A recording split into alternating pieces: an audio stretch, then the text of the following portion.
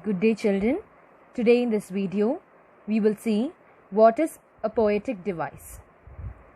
Poetic devices are tools that a poet can use to create rhythm, enhance a poem's meaning.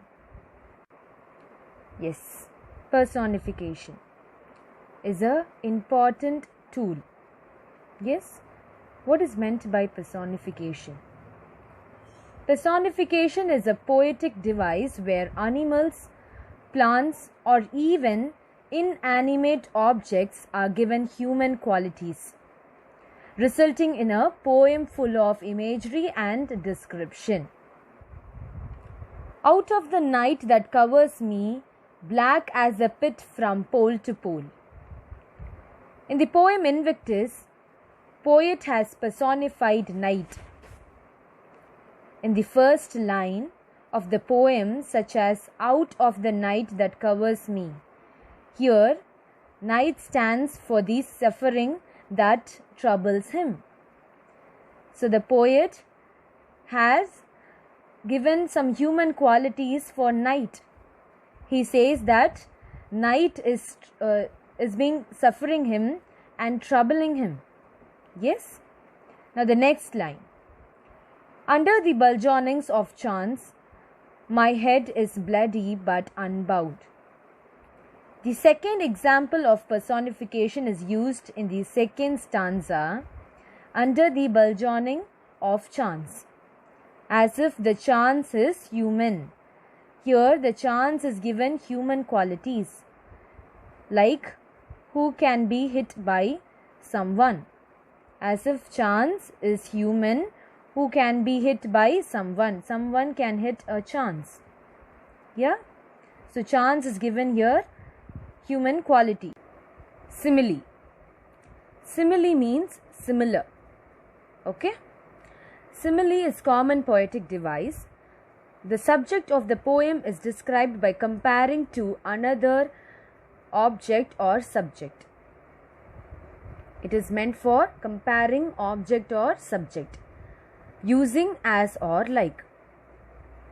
Yes.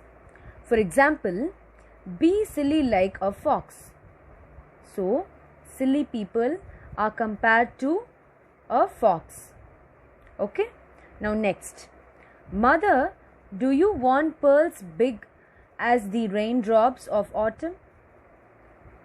The Merchant poem. Okay. Now here, the poet is comparing the pearls to the raindrops. He's asking his mother that, do you want pearls as big as the raindrops?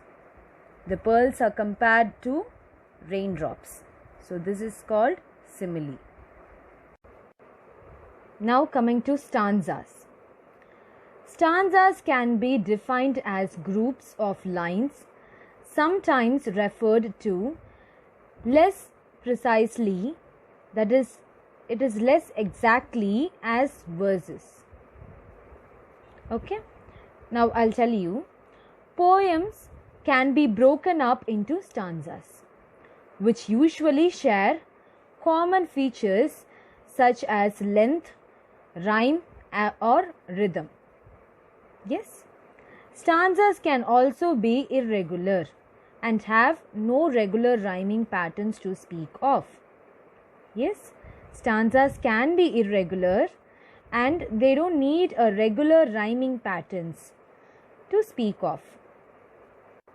Some stanzas have precise names. Precise means exactly. Exact names. For a 3 lines long stanza, we call it as tercet. Yes.